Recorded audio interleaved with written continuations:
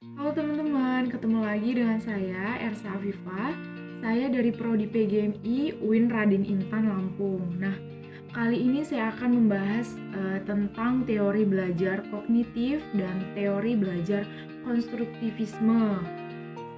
Sebelumnya video ini dibuat untuk memenuhi tugas mata kuliah IPS yang diampu oleh dosen Bapak Baharudin MPD.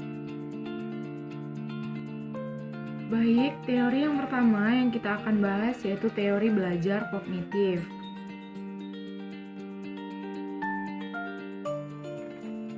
Teori belajar kognitif mempunyai 4 hal penting. Apa aja sih 4 hal penting yang ada di dalam teori kognitif? Kita akan bahas di sini. Yang pertama itu ada teori belajar kognitif yang lebih mengutamakan proses daripada hasil. Yang kedua itu kognitif didasarkan pada proses berpikir di balik tingkah laku yang terjadi. Yang ketiga itu ada perubahan tingkah laku diobservasikan dan digunakan sebagai indikator untuk mengetahui apa yang terjadi di balik pikiran siswa. Dan yang keempat yaitu belajar adalah perubahan persepsi dan pemahaman. Jadi perubahan persepsi dan pemahaman ini tidak selalu berbentuk perilaku yang bisa diamati. Dan selanjutnya kita akan membahas tentang dua ahli tokoh yang termasuk ke dalam teori belajar kognitif. Yang pertama itu ada teori perkembangan kognitif dari Jean Piaget.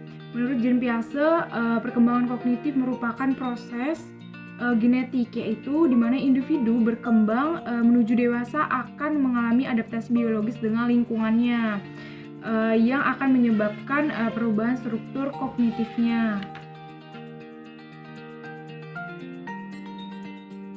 Perkembangan kognitif menurut Jean Piaget itu terbagi menjadi 4 tahapan. Yang pertama itu ada periode sensori motor umur dari 0 tahun sampai 2 tahun.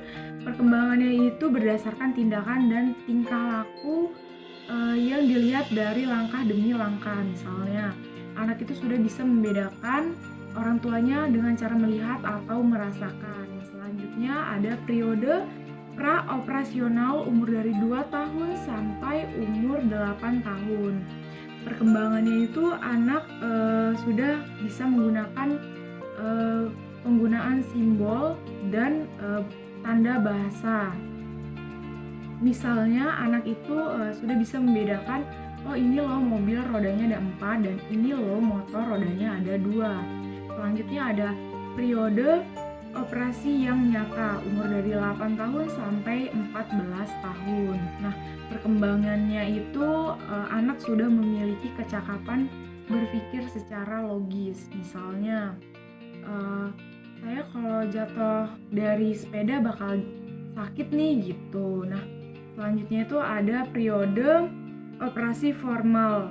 Perkembangannya itu anak sudah berpikir abstrak dan logis. Misalnya, kalau saya malas-malas belajar, bagaimana nih masa depan saya? Seperti itu.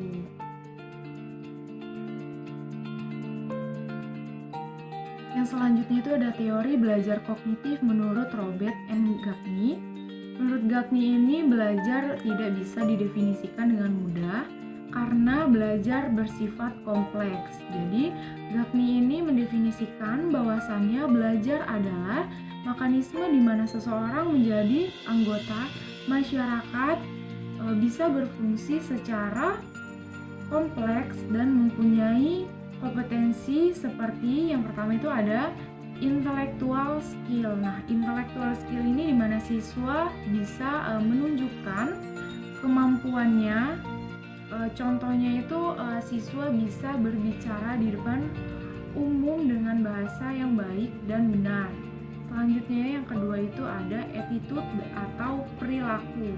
Attitude di sini merupakan belajar melalui model atau orang yang diidolakan sehingga bisa mempengaruhi siswa melakukan tindakan. Selanjutnya itu ada strategi kognitif. Nah, kemampuan ini bisa mengontrol atau memanajemen belajar siswa untuk mengingat dan berpikir secara logis. Kelebihan dan kekurangan teori belajar kognitif. Kelebihannya yaitu A. Sebagian besar dalam kurikulum pembelajaran pendidikan negara Indonesia lebih menekankan pada teori kognitif yang mengutamakan pengembangan pengetahuan. Yang B, pada metode pembelajaran kognitif, pendidik hanya perlu memberikan dasar-dasar dari materi yang diajarkan. Yang C, dengan menekankan teori kognitif ini, maka pendidik dapat memaksimalkan ingatan yang dimiliki oleh peserta didik. Yang D, menurut para ahli, kognitif itu sama artinya dengan kreasi atau pembuatan suatu hal baru atau membuat sesuatu yang baru dari hal yang sudah ada. Yang E, metode kognitif ini mudah untuk diterapkan dan juga telah banyak diterapkan pada pendidikan di Indonesia dalam segala tingkatan. Kelemahannya yaitu A. Pada dasarnya teori kognitif ini lebih menekankan pada kemampuan ingatan peserta didik. Yang B. Adakala juga dalam metode ini tidak memperhatikan cara peserta didik dalam mengeksplorasikan atau mengembangkan pengetahuan. Yang C. Apabila dalam pengajaran hanya menggunakan metode kognitif, maka dipastikan peserta didik tidak akan mengerti sepenuhnya materi yang diberikan. Yang D. Jika dalam sekolah kejuruan hanya menggunakan metode kognitif, tanpa adanya metode pembelajaran lain, maka peserta didik akan kesulitan. Yang E. Dalam menerapkan metode pembelajaran kognitif, perlu diperhatikan kemampuan peserta didik untuk mengembangkan suatu materi yang telah diterimanya. Kita masuk ke pembahasan yang selanjutnya, yaitu teori belajar konstruktivistik atau konstruktivisme. Nah, konstruktivistik ini didasarkan pada pernyataan bahwa kita semua membangun pengetahuan kita sendiri dari lingkungannya untuk memperoleh pengalaman atau skema. Dalam proses pembelajarannya itu, para siswa didorong untuk menggali dan memecahkan masalahnya sendiri serta mencoba untuk merumuskan gagasan-gagasan dan hipotesisnya. Adapun teori tokoh yang termasuk ke dalam teori belajar konstruktivistik ini, dan di sini saya hanya menjelaskan dua teori tokoh dari Jean Piaget dan Vygotsky. Yang pertama itu ada dari Jean Piaget. Menurut Jean Piaget nih, pengetahuan tidak berasal dari lingkungan, akan tetapi interaksi sosial sangat penting sebagai simulasi terjadi konflik kognitif internal individu. Jadi perkembangan kognitifnya itu seperti skema, asimilasi, akomodasi, dan equilibration. Yang pertama itu ada skema. Skema ini adalah proses atau cara mengorganisasikan dan merespon berbagai pengalaman. Jadi anak itu merespon mengingat kembali pengalamannya seperti itu. Nah, yang selanjutnya itu ada asimilasi. Asimilasi adalah seseorang anak yang memasukkan pengetahuan baru ke dalam pengetahuan yang sudah ada. Anak ini mengasimilasikan lingkungannya ke dalam skema. Yang selanjutnya itu ada akomodasi. Akomodasi adalah ketika anak menyesuaikan diri pada informasi baru, yakni anak ini menyesuaikan skema dengan lingkungannya. Yang keempat itu ada equilibration, yaitu menyatukan pengalaman luar dengan struktur dalamnya atau skemata. Jadi proses tersebut berjalan terus dalam diri orang melalui asimilasi dan akomodasi.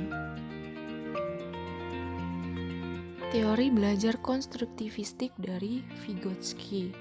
Menurut Vygotsky, anak-anak hanya dapat belajar dengan cara terlibat langsung dalam aktivitas bermakna dengan orang yang lebih pandai. Vygotsky juga mengatakan kemampuan seseorang akan tumbuh dan berkembang melewati dua tataran, yaitu tataran sosial, tempat orang membentuk lingkungan sosialnya. Yang kedua, tataran psikologis di dalam diri orang yang bersangkutan. Kelebihan dan kekurangan teori belajar konstruktivistik. Kelebihannya yaitu A. Berpikir artinya dalam proses membina pengetahuan baru murid diajarkan berpikir untuk menyelesaikan masalah. Yang B. Faham.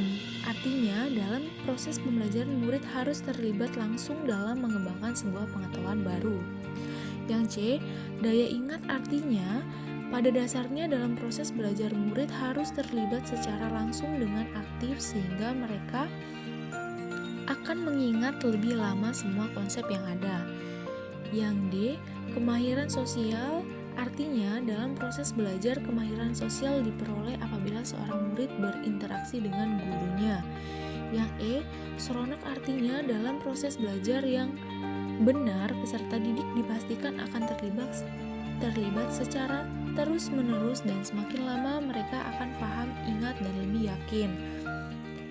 Yang selanjutnya kelemahannya yaitu A. Kadang guru itu tidak memperhatikan muridnya secara keseluruhan. Misalkan guru tidak pernah memberi kesempatan peserta didik untuk menyelesaikan suatu masalah. Yang B. Tidak semua guru atau pendidik itu mempunyai karakter atau sifat yang sama. Pada dasarnya guru hanya memberi penjelasan saja. Yang C.